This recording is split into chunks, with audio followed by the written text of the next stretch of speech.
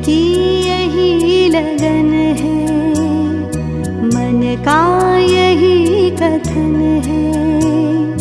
दिल की यही लगन है, मन का यही कथन है।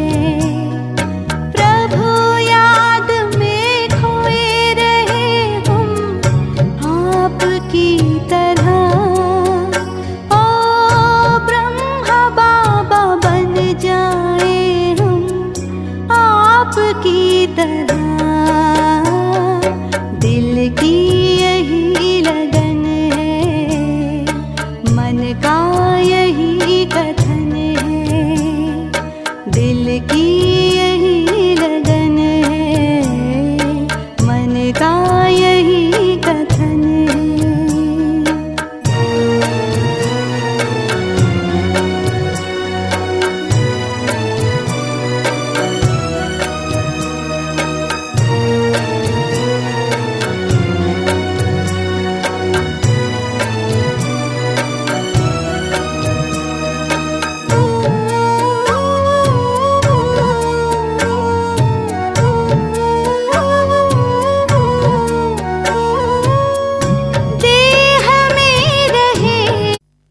ओम शांति। आज 2 फरवरी 2022 ईश्वरीय महावाक्य हैं। बाबा कहते, मीठे बच्चे, तुम अभी ईश्वरीय खजाने से पल रहे हो। तुम्हारा कर्तव्य है ज्ञान का खजाना बांटकर सबका कल्याण करना। प्रश्न है, माया की ग्रहचारी आने से बच्चे कौन सा वंडरफुल खेल करते हैं?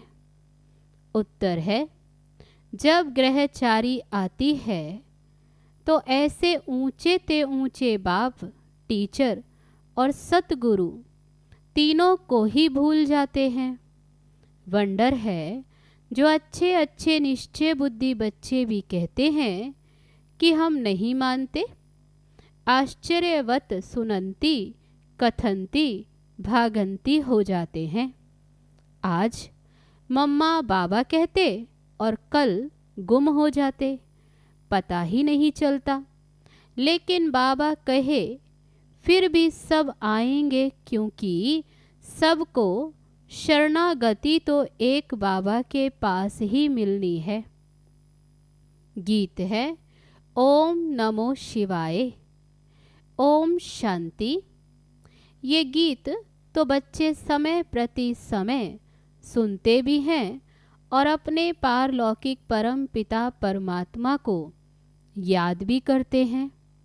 याद हमेशा उनको किया जाता है जिससे कुछ न कुछ सुख मिलता है।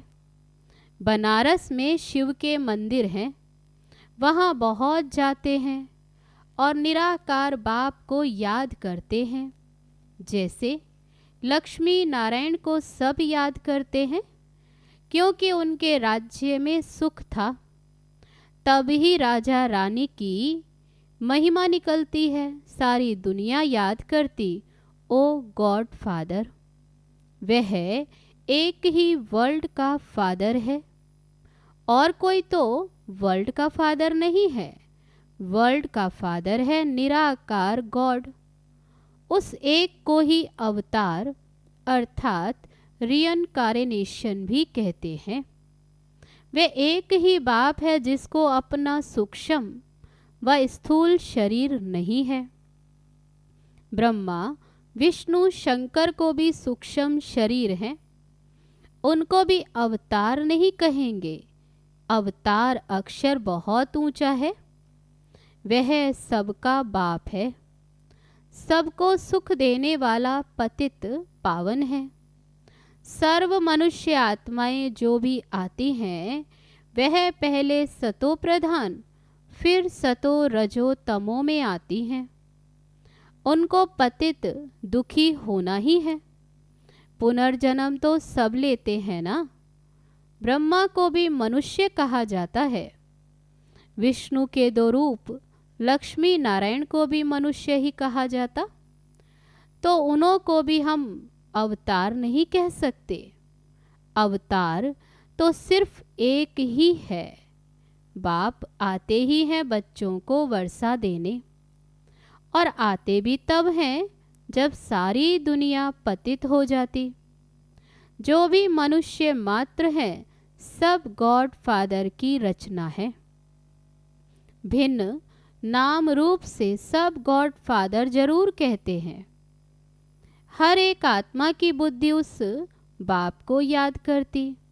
ऐसे नहीं ब्रह्मा विष्णु शंकर को याद करते हैं। ब्रह्मा विष्णु शंकर को बाप नहीं कहेंगे। बाप तो एक क्रिएटर को ही कहेंगे।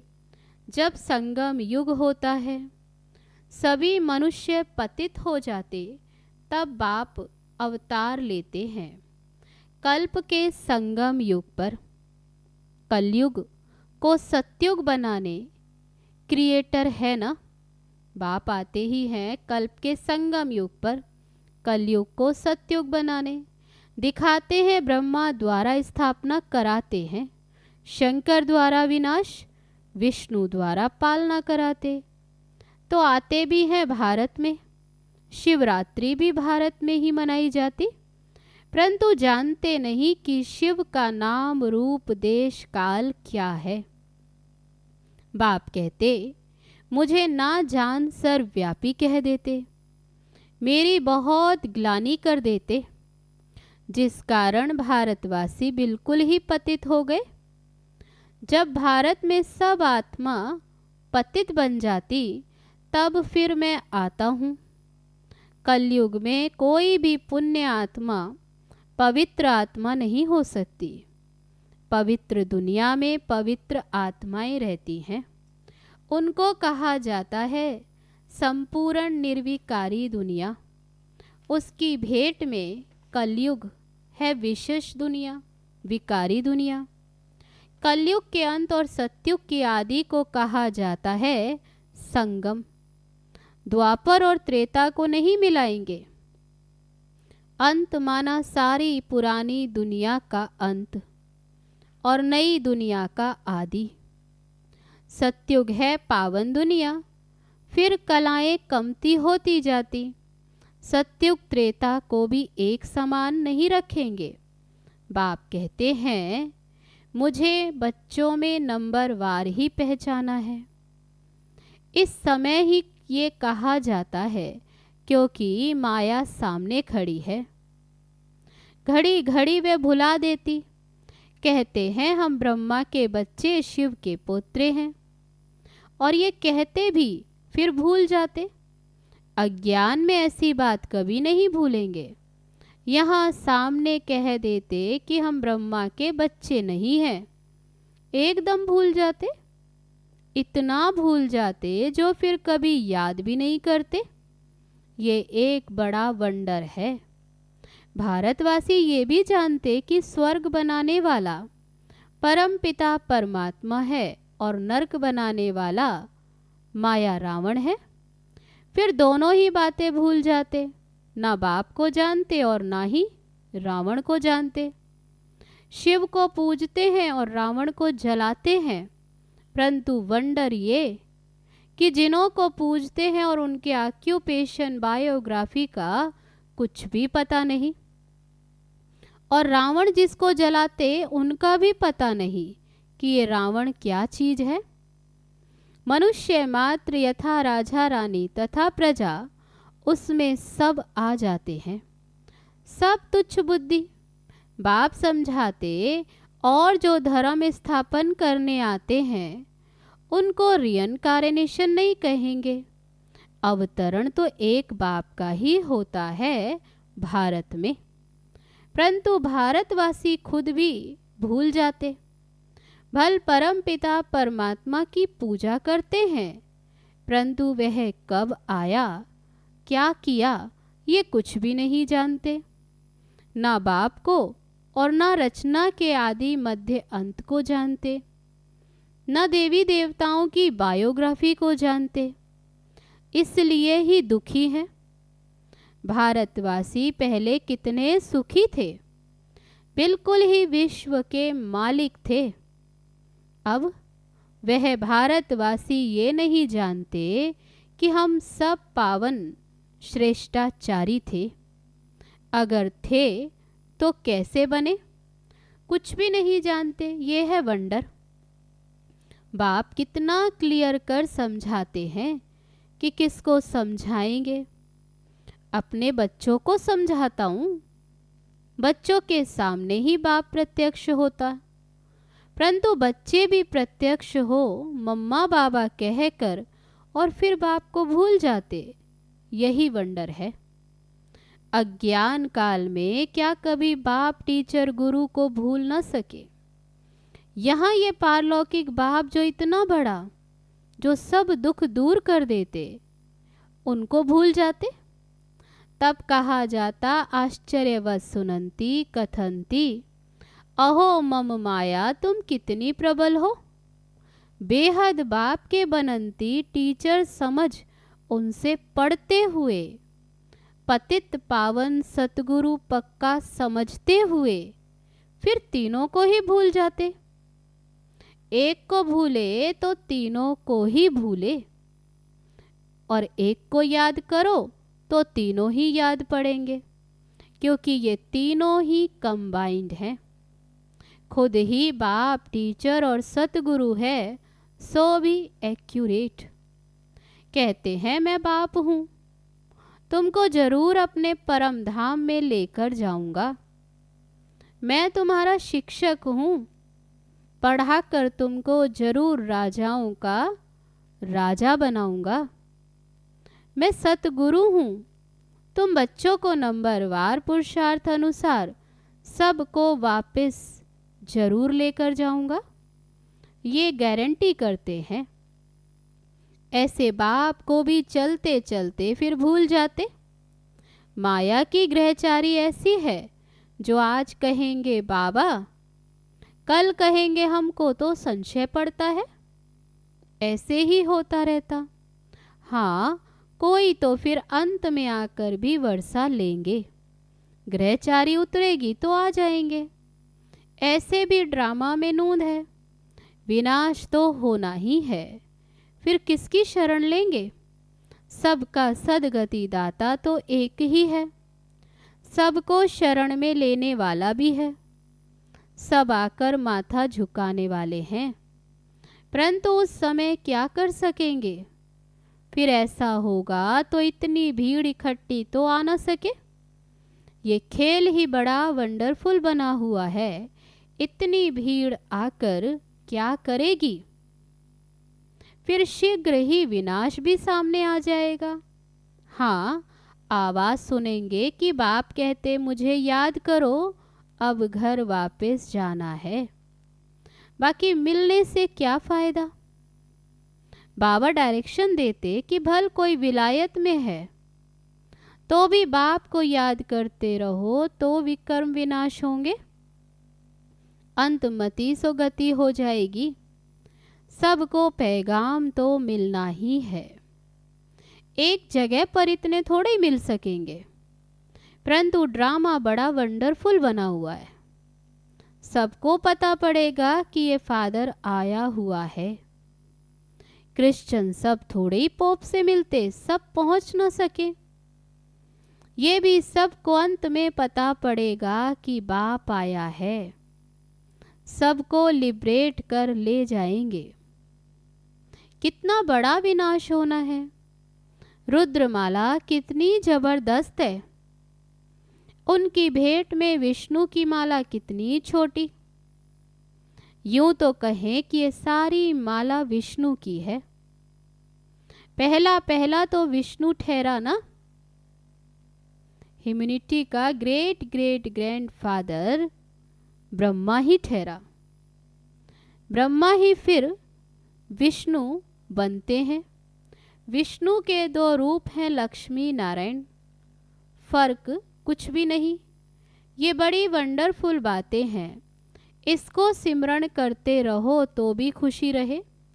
बाबा ने समझाया है, रियनकार्नेशन सिर्फ एक को ही कहा जाता, क्योंकि उनको अपना तो शरीर नहीं है और सबको तो अपने अपने शरीर हैं।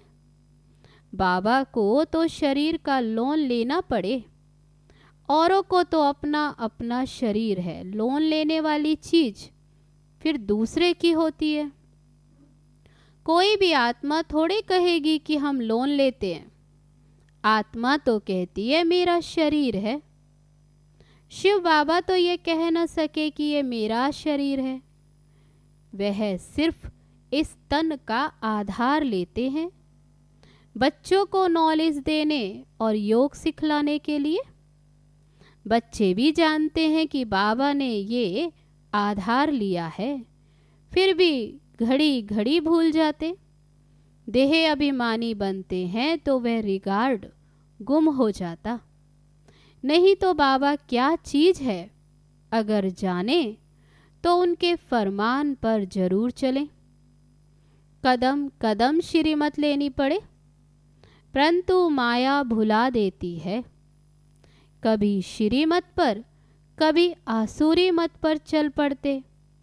कभी वह तरफ भारी, वह हल्का। कभी उनकी मत पर तो कभी उनकी मत पर। एक ही शिव बाबा की श्रीमत पर चलते रहें तो ठीक, ऊपर भी चढ़ते रहें, परंतु अपनी मत पर भी चल पड़ते हैं।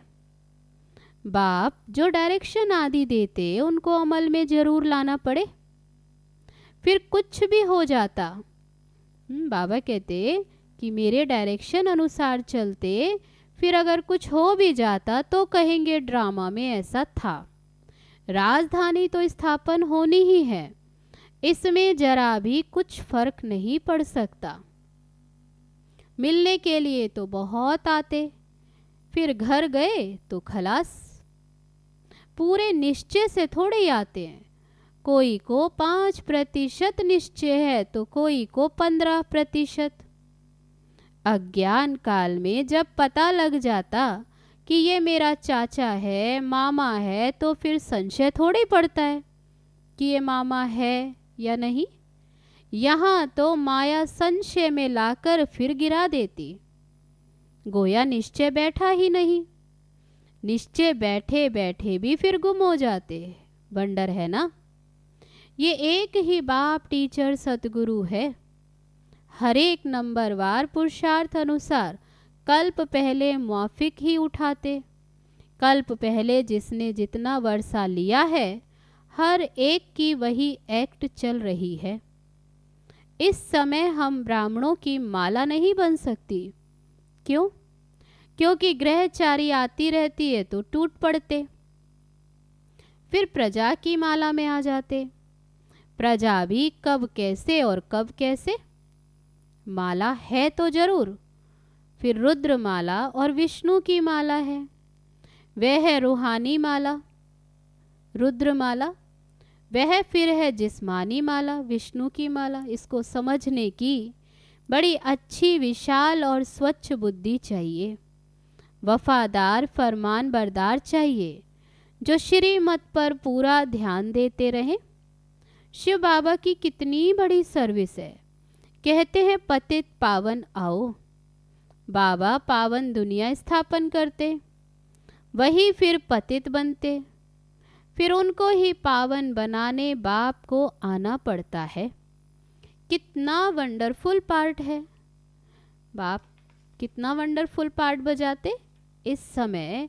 इसलिए बलिहारी इस समय परम पिता परमात्मा के पार्ट बजाने की है।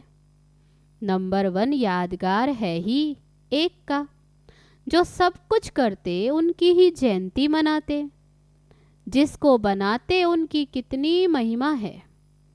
लक्ष्मी नारायण बाबा कहते जिसको ऐसा ऊंच बनाते उनकी भी कितनी महिमा। बाकी तो इस समय जो भी मनुष्य मात्र सब पतित हैं, भ्रष्टाचारी हैं। सतयुग में थे श्रेष्ठाचारी परिस्तानी।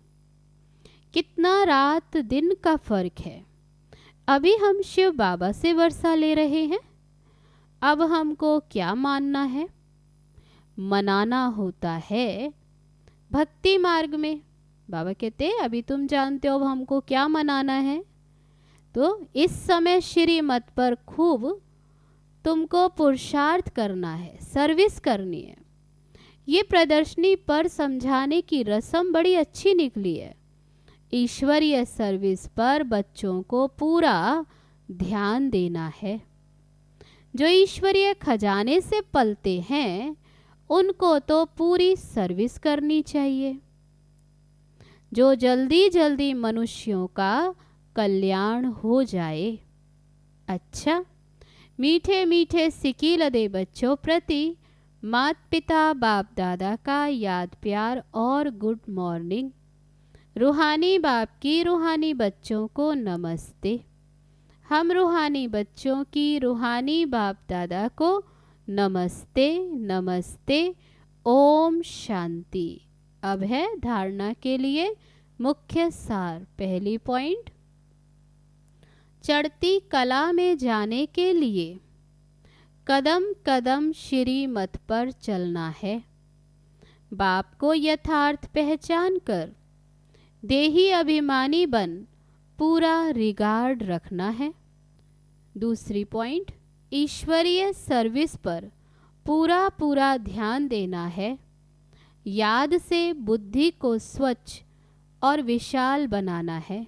अब है आज का वरदान, नॉलेज की लाइट और माइट द्वारा सोल कॉन्शियस रहने वाले स्मृति स्वरूप भव। आपका अनादि रूप निराकार ज्योति स्वरूप आत्मा है और आदि स्वरूप देव आत्मा। दोनों ही स्वरूप सदा स्मृति में रहें, तब रहेंगे जब नॉलेज की लाइट माइट के आधार से सोल कॉन्शियस स्थिति में रहने का अभ्यास होगा। ब्राह्मण बनना अर्थात नॉलेज की लाइट माइट के स्मृति स्वरूप बनना। जो स्मृति स्वरूप हैं वे स्वयं भी संतुष्ट रहते और दूसरों को भी संतुष्ट करते हैं। अब है आज का स्लोगन, साधारणता में महानता का अनुभव करना ही महान आत्मा बनना है। अच्छा, ओम शांति।